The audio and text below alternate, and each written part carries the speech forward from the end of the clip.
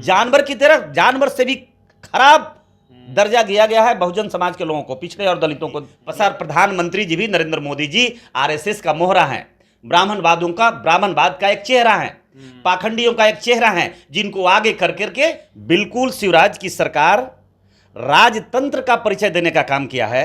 महामहिम राष्ट्रपति महोदया को भी जगाना चाहता हूं, महोदया कहां आप सोई हैं?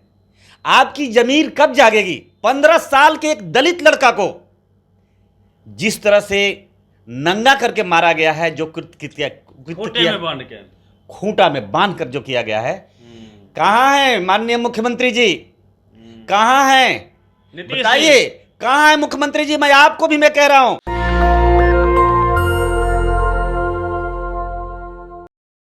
मध्य प्रदेश के सीधी जिले में जो घटना, विभत्स घटना आपने देखा था कि परवेश शुक्ला ने एक आदिवासी समाज के युवक पे, जिसे विक्षिप्त बताया जा रहा था, उसके ऊपर मूत्र विसर्जन कर दिया था।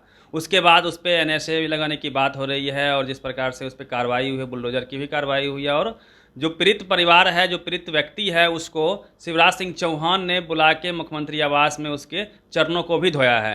पूरी घटना पे और भी कई जगह से अलग अलग खबरें हैं। उन तमाम मुद्दों पे बातचीत करने के लिए हमारे साथ राजेंद्र यादव जी हैं, सोशल एक्टिविस्ट है। सर, जिस प्रकार से मध्य प्रदेश की घटना है, दर्दनाक कह लीजिए, भयावह कह लीजिए, और मनोवाद का गंदा चरित्र कह लीजिए, इस पे आप लोगों की क्या प्रतिक्रिया है? नेशनल दस्तक परिवार के सभी कर्मियों को और नेशनल दस्तक को मेरा सैल्यूट है, आभार प्रकट कर रहा हूं, जो आज मुझे इस ज्वलंत समस्या पर, ज्वलंत घटना पर मुझे बोलने का अवसर आपने दिया है, मेरी राय जानने की आपने कोशिश किया, आपको बहुत बहुत धन्यवाद देता हूँ। जहाँ तक आपने जो कहा है कि मध्य प्रदेश के मुख्यमंत्री शिवराज चौहान जी ने जो सिद्धि जिला में एक ट्राइबल पर, एक आदिवासी युवक पर जो कुकृत्य हुआ है, और उसको सरकार की वो जिम्मेदारी थी, हम आज भी मैं कहना चाहूँगा आपको कि अगर उसे फांसी भी अगर दे दिया जाएगा तो मेरे मन को तसल्ली नहीं मिलेगी, मेरा कलेजे को ठंडक नहीं मिलेगा। जो घटना का अंजाम दिया गया है, ये बरसों पुराने इतिहास में ले जाता है, जब इनका जुल्म का अखाड़ा पूरे भारत में चलता था जमींदारी के समय में। बिल्कुल शिवराज की सरकार राजतंत्र का परिचय देने का काम किया है, और मैं नमन करना चाहूँगा बाबा साहब अम्बेडकर को कि आज जो शिवराज जी ने आज एक छोटी सी कार्रवाई किया है, उनका पांव छुआ है, उसमें शिवराज जी का कोई भी किसी भी तरह का 1% भी किसी तरह का रिटर्न नहीं जाता है। ये पूरा रिटर्न कहीं अगर जाता है तो बाबा साहब का संविधान का जाता है, क्योंकि संविधान के डंडे से, संविधान के डर से मुख्यमंत्री उनके पांव में गिरे हैं, लेकिन उन्हें माफ नहीं किया जाएगा। क्या आपको लगता है कि जो मध्य प्रदेश की जो घटना घटी है, जो उन पर पेशाब किया गया है, जो घृणित कार्रवाई की गई है, जो घृणित कुकृत्य किया गया है, कोई ये पहली घटना है? हम तो उन सोई हुई आत्मा महामहिम राष्ट्रपति महोदया को भी जगाना चाहता हूं। महोदया कहां आप सोई हैं? आपकी जमीर कब जागेगी? आप इतने बड़े पद पर हो, मेरी हिम्मत नहीं हो रही है कि मैं आपको कहूं, और आप मेरे खून हो, मेरे खानदान से हो। आज तो आपको खासकर सबसे पहले महामहिम महोदया का प्रतिक्रिया आनी चाहिए थी कार्रवाई करने के लिए। आज एक छोटा सा नाटक दिखाया जा रहा है, टेलर दिखाया जा रहा है कि उन पर बुलडोजर चलाया जा रहा है। बुलडोजर चलाने की हिम्मत शिवराज जी ने अगर रहते तो ये घटना करने का हिम्मत नहीं कराता, क्योंकि ये पहली घटना नहीं है मध्य प्रदेश के अंदर, राजस्थान के अंदर ये पहली घटना नहीं है। और आज मैं बिहार में, जहां आप मेरा राय ले रहे हैं, मुझसे प्रतिक्रिया आप मांग रहे हैं, तो आप बड़े अच्छे से आप जानिए, जानकारी कर लीजिए। बहुत ज्यादा दिन नहीं हुआ है, आपको सारी घटनाओं की आपके पास जानकारी है, आप पता लगा लीजिए। यही कुछ ही दिन पहले बिहार के मुजफ्फरपुर के जिला में एक दलित समाज के बुजुर्ग, जिसका नाम शिवनाथ राम है, शिवनाथ राम को पीट पीट करके मार दिया गया, और जिसे कसूर सिर्फ यही था, अगर कोई उसकी गलती थी तो उसने, एक दलित समाज का एक बुजुर्ग ने सिर्फ पानी पीने के लिए चापाकल को टच कर दिया था। चापाकल और कुआं छूने पर मृत्यु दंड दिया जाता है? मुझे बताइए आप ये भी आप जानकारी कर लीजिए। मैं जानकारी दे दूं कि समस्तीपुर की सिंधिया थाना में 15 साल के एक दलित लड़का को जिस तरह से नंगा करके मारा गया है, जो खूंटा में बांध कर जो किया गया है, कहां है माननीय मुख्यमंत्री जी, कहां है बताइए, कहां है मुख्यमंत्री जी? मैं आपको भी मैं कह रहा हूं, आप भी कौन से पिंजरे में आप बैठे हैं? आपको किस बात का डर सता रहा है? आपको किस, आप बताइए, आप कहां बैठे हैं? देखा दबंगों द्वारा 6 एक ही परिवार के 6 लोग का हत्या कटिहार के अंदर किया गया। कौन सा वोट बैंक के लिए आप बैठे हैं? अब बताओ। हम तो कहते हैं कि मध्य प्रदेश में भारतीय जनता पार्टी संघ परिवार की पार्टी सरकार है, लेकिन बिहार में तो सामाजिक न्याय की सरकार है। आप बताइए, जीतन राम मांझी जी और चिराग पासवान जी, रामदास आठवले जी दलितों की आवाज जो बनकर बैठे हैं, दलितों को वोट के लिए स्पर्धा में है, कंपटीशन में है वोट लेने के लिए, कहां है? आपकी जमीर मर गया है क्या? इससे भी और बड़ी घटना का अंजाम जो आपके बाप दादा ने भी नहीं देखा होगा, हमारे बाप दादा ने नहीं देखा होगा, उससे भी बड़ी बड़ी घटनाएं आज इस देश में हो रही है।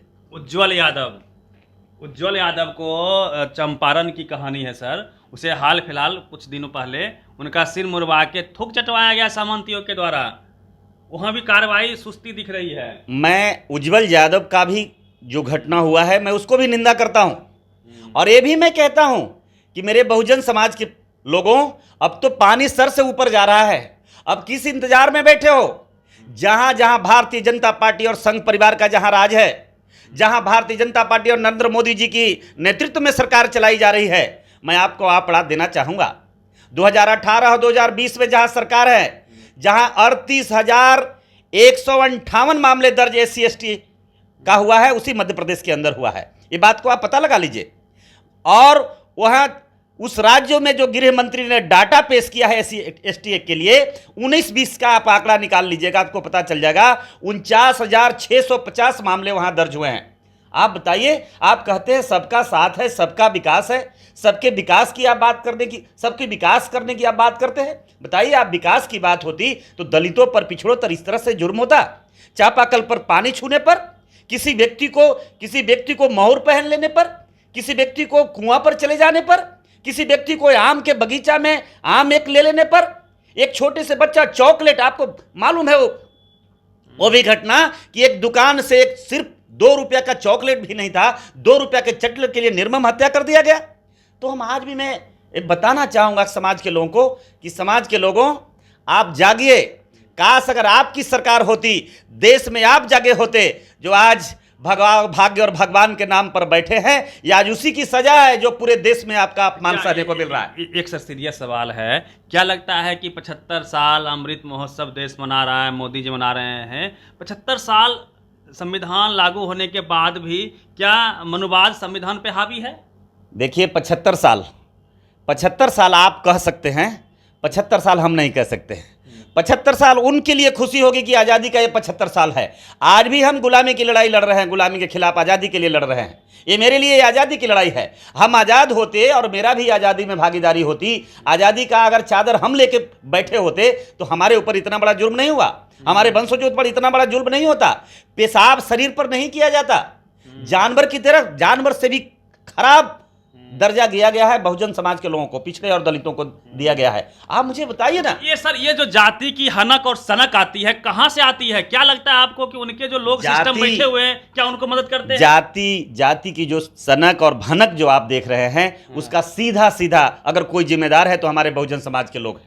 अगर बहुजन समाज के लोग अगर 50 साल पहले जमा, जो हमारे नेता खासकर अग्रिम पंक्ति में खड़े थे, अगर ये सिर्फ समाज के लोगों को जगा करके अगर अपने धर्म की ओर लेकर के चले जाते, इसको नकार देते, तो आज हमारे लोग कांवर लेकर जो पूरे देश में बोल बम लेके घूम रहे हैं, आज वो स्कूल की ओर जाते, यूनिवर्सिटी की ओर जाते, तो उनकी हिम्मत नहीं होती कि आज हमारे चेहरे पर वो पेशाब करते। अगर चेहरे पर कोई पेशाब करवा रहा है तो हमारे भारत के स्थापित पिछड़ा और दलित का नेता। हिंदू राष्ट्र का यही मतलब है कि वही वर्ण आ गया हिंदू राष्ट्र का। कल सेंगोल स्थापित कर रहे थे तो लोगों को समझ में नहीं आया, लेकिन सेंगोल का मॉडल आ गया सामने।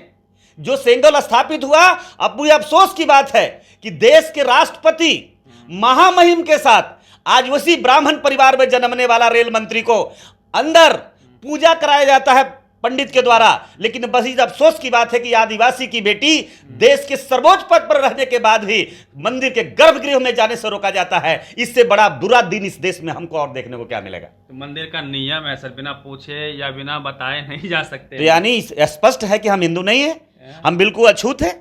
आप हमें आज भी अछूत समझते हैं। आप मुझे अगर अछूत नहीं समझते तो मंदिर के गृह में नहीं रोकते।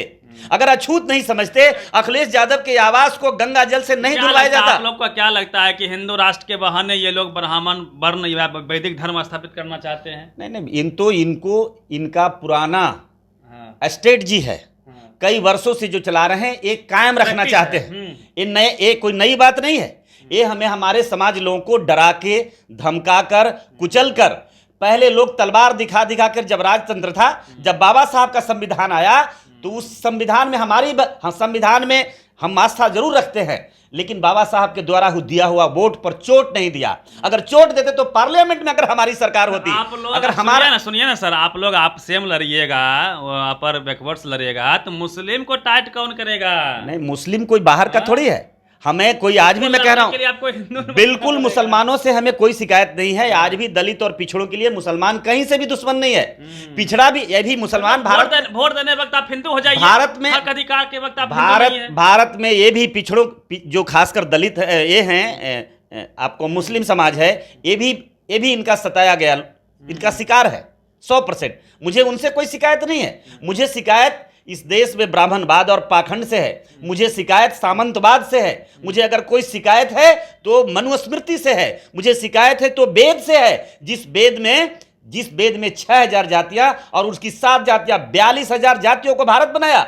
जिस मनुस्मृति ने हमें अछूत करार दिया, जिस मनुस्मृति में हमें अपमान किया, जिस मनुस्मृति में देश की आधी आबादी को, जो महिला है, महिलाओं को शूद्र बताया, मुझे उससे शिकायत है। एक कलंक का टीका मंगाना है। हम आज भी कहता हूं, आप लोग को लगता है कि जो जातिवाद, बाबा साहब हालांकि कह के गए हैं कि जातिवाद जो है वह ग्रंथों के माध्यम से लोगों के मन मस्तिष्क में बैठाया गया, उसको एक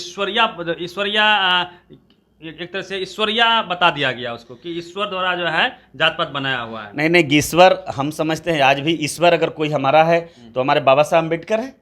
अगर ईश्वर अगर कुछ है हमें दिया है, देव यानी देवता, देवता यानी देने वाला। सर मेरा सवाल सीधा है कि क्या ग्रंथ ही कसूरवार है जातिवाद का? ग्रंथ है इस दुनिया में, या भारत में, खासकर मैं दुनिया की बात नहीं करता हूं, भारत में अगर हमारा कोई दुश्मन है, आज जो हमारे ऊपर जुर्म हो रहा है, जिसका कोई कसूरवार है, तो वो ग्रंथ है। ये गुलामी का जो है, गुलामी की एक हमारे पास बहुत बड़ी पिटारा है, पोटली है, जिससे सत्ता किया जा रहा है, जिसपे शासन किया जा रहा है। आज वेद से देश को चलाने का प्रयास किया जा रहा है, संविधान को साइड में किया जा रहा है। संविधान से अगर देश चलता तो आज कोई हिम्मत नहीं करता, बाघ और बकरी दोनों एक घाट पर पानी पीता। सामंती सोच के लोग जिस तरह से घटना का अंजाम दे रहे हैं पूरे भारत में घूम घूम करके, और प्रधानमंत्री जी, बड़ी अफसोस की बात है जो आप कहते हैं कि कसूरवार प्रधानमंत्री जी, प्रधानमंत्री जी भी नरेंद्र मोदी जी आरएसएस का मोहरा है, ब्राह्मणवाद का एक चेहरा है, पाखंडियों का एक चेहरा है, जिनको आगे कर करके मनुवाद को, ब्राह्मणवाद को इंप्लीमेंट कराया जा रहा है। आप लोगों को पूरी बातचीत पे अपनी प्रतिक्रिया आप दीजिएगा, लेकिन समअप ये है आपका, क्या लगता है आप लोग को डाइवर्सिटी इसका सॉल्यूशन है क्या? मीडिया में, कॉलेज में, यूनिवर्सिटी में, ब्यूरोक्रेसी में क्या जो SC ST OBC के लोग हैं वो नहीं हैं? इसी का असर है कि जो मनुवादी लोग हैं उनके लोग सिस्टम में हैं, उनकी जाति की हनक क्या उनके कनेक्शन से है? क्या उनके एक दूसरे को बचा लेने का जो उनका आपस का जो तालमेल है उसको लेके है? डाइवर्सिटी इसका सॉल्यूशन हो सकता है? पूरी बातचीत पे अपनी प्रतिक्रिया आप दीजिएगा। रवि मेहता, नेशनल दस्तक, पटना। नेशनल दस्तक की आपसे गुजारिश है कि अगर इसको बचाना चाहते हैं तो नेशनल दस्तक को सब्सक्राइब करने के लिए रेड कलर के सब्सक्राइब बटन को दबाएं, फिर बेल आइकन की घंटी दबाएं। नेशनल दस्तक को बचाने के लिए बहुत जरूरी है कि हर खबर को शेयर करें, लाइक करें, कमेंट जरूर करें।